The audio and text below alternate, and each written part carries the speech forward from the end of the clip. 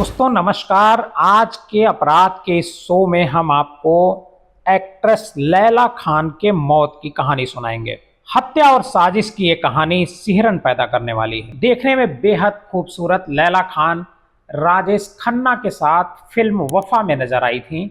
इस फिल्म की बदौलत लैला को कई दूसरी फिल्में भी मिली, लेकिन अफसोस वो इन्हें करने के लिए जिंदा नहीं रही। साल 2011 में लैला खान अपने परिवार के साथ छुट्टियां मनाने इगतपुरी महाराष्ट्र गई थी, लेकिन उसके बाद उनकी कोई खबर नहीं मिलती। जिन प्रोड्यूसर्स ने लैला को मोटी रकम देकर फिल्म में साइन किया था, वो लैला की गुमशुदगी से परेशान रहने लगे। शुरुआत में आरोप लगाए गए कि लैला खान प्रोड्यूसर के पैसे लेकर फरार हैं, लेकिन जब तफ्तीश शुरू हुई तो कई चौंकाने वाले खुलासे हुए। सिर्फ लैला ही नहीं, बल्कि वेकेशन पर गया उनका परिवार पूरा लापता था। लैला खान की स्याह कहानी का हर पहलू अपने आप में एक सवाल था।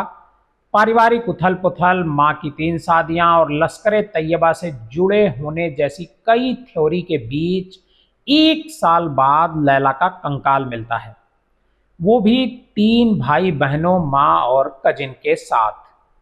पालतू कुत्तों के कंकाल भी उन्हीं के साथ दफन किए गए थे।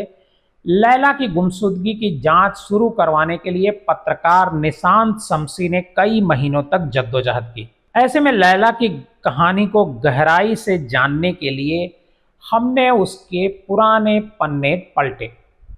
दरअसल लैला खान का असली नाम रेशमा पटेल था। उनका जन्म 1978 में मुंबई में हुआ था। हालांकि जन्म की असल तारीख क्या है, इस बात का सही जिक्र कहीं नहीं मिलता है, क्योंकि कई जगह तारीखें अलग अलग मिलती हैं। पुलिस ने जांच में लैला को पाकिस्तानी करार दिया था। लैला खान की मां का नाम अथिया पटेल था। हालांकि हर कोई उन्हें सेलिना नाम से बुलाया करता था। उन्होंने सबसे पहले नादिर पटेल से शादी की थी, जिससे उन्हें 2 बच्चे हुए थे। 4 भाई बहनों में लैला खान की एक बड़ी बहन और 2 जुड़वा छोटे भाई बहन थे। लैला का हमेशा से ही ग्लैमर वर्ल्ड की तरफ झुकाव था। यही वजह थी कि वो मॉडलिंग करने लगी थी। लंबे संघर्ष के बाद लैला खान को 2002 में बिग बजट की कन्नड़ फिल्म मेकअप में काम मिला। 30 नवंबर 2002 को फिल्म रिलीज हुई और काफी सराहना भी मिली, लेकिन बॉक्स ऑफिस पर पिट गई। इस फिल्म से मेकर्स को करीब 75 लाख रुपए का उस समय नुकसान हुआ। फिल्म फ्लॉप होने का गम और दूसरी मां सेलिना ने पिता नादिर को तलाक दे दिया। नादिर सीधे साधे व्यक्ति थे। उन्होंने सेलिना से अलग होने के बाद दूसरी शादी कर ली। वहीं सेलिना ने 4 बच्चों को अपने साथ रखा और मीरा रोड में रहने वाले आसिफ के साथ दूसरी शादी कर ली। हालांकि ये शादी भी ज्यादा सालों तक नहीं चली और सेलिना ने परवेज नाम के एक शख्स से तीसरी शादी कर ली। पहली फिल्म फ्लॉप रही तो लैला खान को कई सालों तक फिल्म में कोई काम नहीं मिला। लेकिन कहते हैं ना कि सब्र का फल बहुत मीठा होता है। लैला खान को भारत के पहले सुपरस्टार रहे राजेश खन्ना की कमबैक फिल्म वफा ए डेडली लव स्टोरी में उनके अपोजिट कास्ट किया गया। फिल्म में लैला खान को एक बेवफा पत्नी के रूप में दिखाया गया था। फिल्म को राखी सावंत के भाई राकेश सावंत ने डायरेक्ट किया। 19 दिसंबर 2008 को फिल्म रिलीज होती है, लेकिन बॉक्स ऑफिस पर कोई फिल्म यह कमाल नहीं कर पाई और सी ग्रेड फिल्म करने पर राजेश खन्ना की उस समय खूब आलोचना भी हुई। ये फिल्म भी लैला को नाम और शोहरत नहीं दिला सकी। कुछ ही समय बीता था कि लैला खान को वफा फिल्म के डायरेक्टर राकेश सावंत ने अपनी दूसरी फिल्म में साइन कर लिया। फिल्म का नाम था जिन्नात, जिसके लिए राकेश ने लैला को बतौर साइनिंग अमाउंट एक बड़ी रकम भी दी। इस फिल्म में राखी सावंत भी अहम किरदार में थी। फिल्म की शूटिंग शुरू कर दी गई थी और एक शेड्यूल पूरा भी हो गया था। दूसरा शेड्यूल होने में कुछ वक्त था।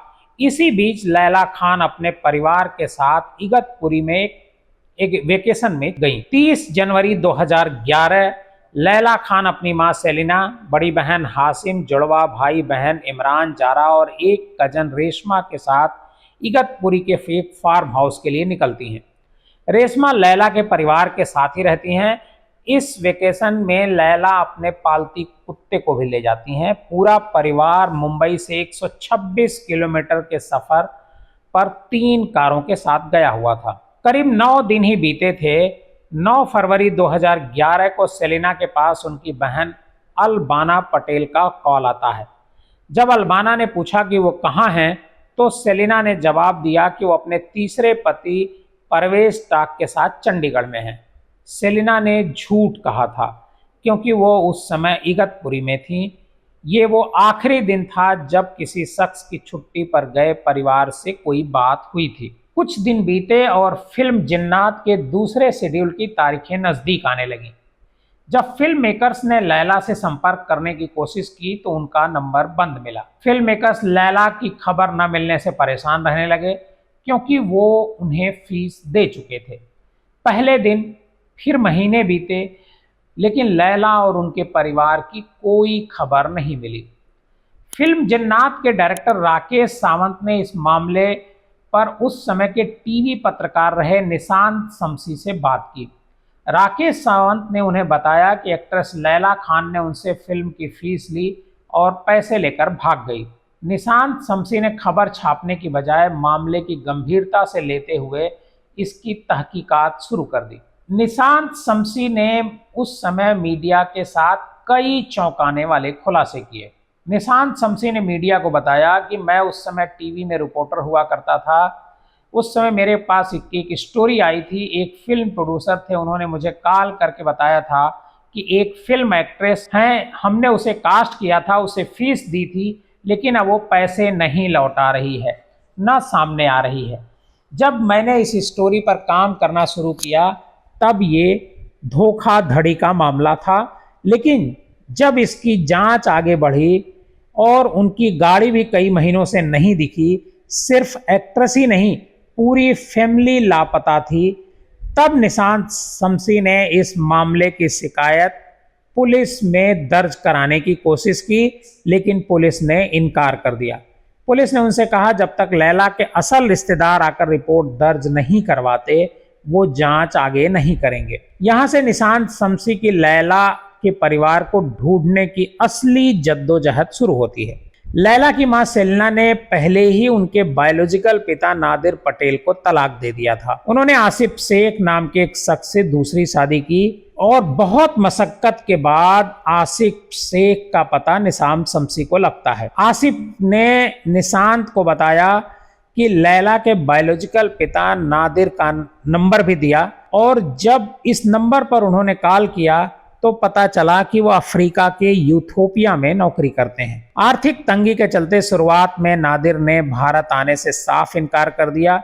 ऐसे में जर्नलिस्ट निशांत शमसी ने उन्हें 11,000 रुपए देकर उनके भारत आने का इंतजाम किया। निशांत शमसी मीडिया को बताते हैं कि ये सब करते करते 4 महीने का वक्त गुजर चुका था। नादिर के साथ जाकर लैला और उनके परिवार की गुमशुदगी की रिपोर्ट उन्होंने दर्ज करवाई और इसी दौरान उन्हें तहकीकात में पता चला कि लैला की मां सेलिका ने दूसरे पति आसिफ शेख को भी तलाक दे दिया था और उसने किसी तीसरे शख्स से शादी कर ली थी।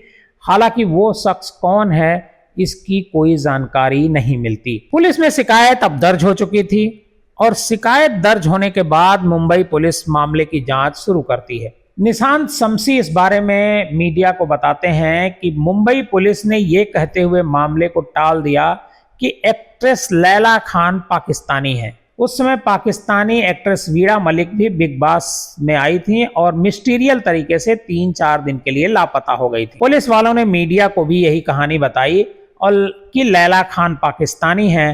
काफी समय तक इंटरनेट पर उनकी बर्थ प्लेस की जगह पाकिस्तान लिखा गया। इस बात पर लैला के पिता नादिर ने काफी हंगामा किया। उनका कहना था कि पुलिस उन्हें पाकिस्तानी कैसे बता सकती है। उनके पिता नादिर भरूच के थे जबकि मां सेलिना लखनऊ की।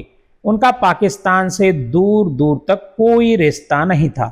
लेकिन पुलिस ने यही कहते हुए मामले में बहुत लापरवाही और देरी की। पहले तो शिकायत दर्ज करने में समय लगाया, फिर देरी से जांच की। पिता ने मामला एनआईए में सौंपे जाने की डिमांड करी। पुलिस की लापरवाही को देखते हुए 17 जुलाई 2012 को लैला खान के पिता नादिर खान ने बॉम्बे हाईकोर्ट में पिटीशन दायर कर मामला एनआईए नेशनल इन्वेस्टिगेशन एजेंसी को सौंपने की अपील की। लैला खान की गुमशुदगी के करीब 1 साल बाद जम्मू कश्मीर के किश्तवाड़ में एक आतंकी हमले की खबर आती है। जांच में आतंकी हमले की लोकेशन के पास लैला खान की कार मिली। उस हमले की जिम्मेदारी लश्कर तैयबा ने ली। मीडिया में खबर फैली कि लैला खान और उनकी मां सेलिना लश्कर तैयबा के साथ मिलकर काम करती थी। आतंकी हमले के मामले में 21 जून 2012 को परवेज इकबाल टाक की गिरफ्तारी होती है। ये वही परवेज टाक है जिनसे लैला खान की मां सेलिना ने तीसरी शादी की थी। परवेज की गिरफ्तारी लैला खान की गुमशुदगी के मामले में एक अहम कड़ी साबित हुई। परवेज टाक वो इकलौता शख्स था जिसने आखिरी बार लैला के परिवार को इगतपुरी में देखा गया था। ऐसे में शक उस पर सीधा था। परवेज टाक ने मुंबई पुलिस को दिए बयान में हैरान करने वाला खुलासा किया। उसने कहा कि लैला और उसके परिवार की फरवरी 2011 में गोली मारकर हत्या कर दी गई थी। गुमशुदगी का मामला अब पुलिस रिकॉर्ड में हत्या में तब्दील हो गया था। लेकिन दिलचस्प बात यह थी कि अगले ही दिन परवेज टाक अपने बयान से मुकर गया। उसने कहा कि लैला खान और उसका परिवार जिंदा है। इस पर मामले की किडनैपिंग के एंगल से जांच करने के लिए पुलिस परवेज टाक को लेकर मुंबई आई। परवेज टाक को 10 जुलाई 2012 को सदर्न मुंबई स्थित कोर्ट में पेश किया गया, जहां से उसने 19 जुलाई तक पुलिस की कस्टडी में भेजा गया। क्राइम ब्रांच की सख्ती पर परवेज टाक ने तीसरी बार अपना बयान बदला, लेकिन इस बार जो उसने बताया वो और ज्यादा हैरान करने वाला था। लैला खान के सौतेले पिता परवेज टाक ने इकबालिया जुर्म कर कहा कि वह लैला की मां सेलिना की हत्या करना चाहता था। सेलिना उनके साथ नौकरों जैसा सलूक करती थी और दूसरे मर्दों से उसके संबंध थे। अपनी इसी बेइज्जती का बदला लेने के लिए परवेज ने अपने दोस्त साजिद के साथ हत्या की साजिश रची। वो दुबई जाने वाला था। ऐसे में मौका देखकर उसने लैला की मां से कहा कि वो दुबई जाने से पहले परिवार के साथ वेकेशन पर इगतपुरी जाना चाहता है। लैला और उसके परिवार के लिए इगतपुरी पहुंचने से पहले ही परवेज टाक अपने दोस्तों को बुला चुका था। एक दिन मौका पाते ही दोस्त साजिद को उसने और फार्म हाउस पर बुला लिया और साजिद ने सेलिना के हाथ पकड़े और परवेज टाक ने रॉड से उन पर हमला कर दिया। जिस वक्त सेलिना की हत्या की जा रही थी, ठीक उसी वक्त लैला खान भी वहां पहुंच गई। साजिद और परवेज ने लैला की भी हत्या कर दी। फंसने के डर से परवेज और साजिद ने लैला सेलिना के बाद फार्म हाउस पर मौजूद हर उस शख्स की हत्या कर दी जो वहां पर मौजूद थे। जो पालतू कुत्ते वो साथ ले गए थे उनको भी उन्होंने खत्म कर दिया। हालांकि परवेज टाक अपने बयान लगातार बदल रहा था। ऐसे में मुंबई पुलिस उसे इगतपुरी के फार्म हाउस लेकर जाती है। फार्म हाउस की दीवारों को देखकर पुलिस को लगा कि दीवारों को जलाने की कोशिश भी की गई है। फिर परवेज की निशानदेही पर पुलिस ने फार्म हाउस के पीछे वाले हिस्से में खुदाई शुरू की। खुदाई में पुलिस को लैला खान समेत 6 लोगों के कंकाल मिले। परवेज ने पुलिस को बताया कि उसने हत्या के बाद सभी के शव दफना दिए थे। पुलिस को चकमा देने के लिए उसने तीनों कारों को ठिकाने लगाने के लिए अपने दोस्तों जाली, गिल्डर और महबूब की मदद ली। पहली कार को इंदौर भेजा गया, दूसरी कार को दिल्ली, वहीं तीसरी कार को किश्तवाड़ ले जाया गया, जिसके जरिए किश्तवाड़ में आतंकी हमला किया गया था। हत्या के बाद परवेज टाक लश्कर तैयबा के आतंकवादियों की मदद से नेपाल भागने की तैयारी में था। हालांकि इससे पहले ही किश्तवाड़ में आतंकी हमला हुआ, जिसमें परवेज की गिरफ्तारी हुई। आपको बता दें कि लैला की हत्या के 13 साल बाद उनके सौतेले पिता परवेज टाक को 24 मई 2024 को फांसी की सजा सुनाई गई है। आपको हमारी ये कहानी कैसी लगी, हमें कमेंट बॉक्स में जाकर जरूर बताइएगा।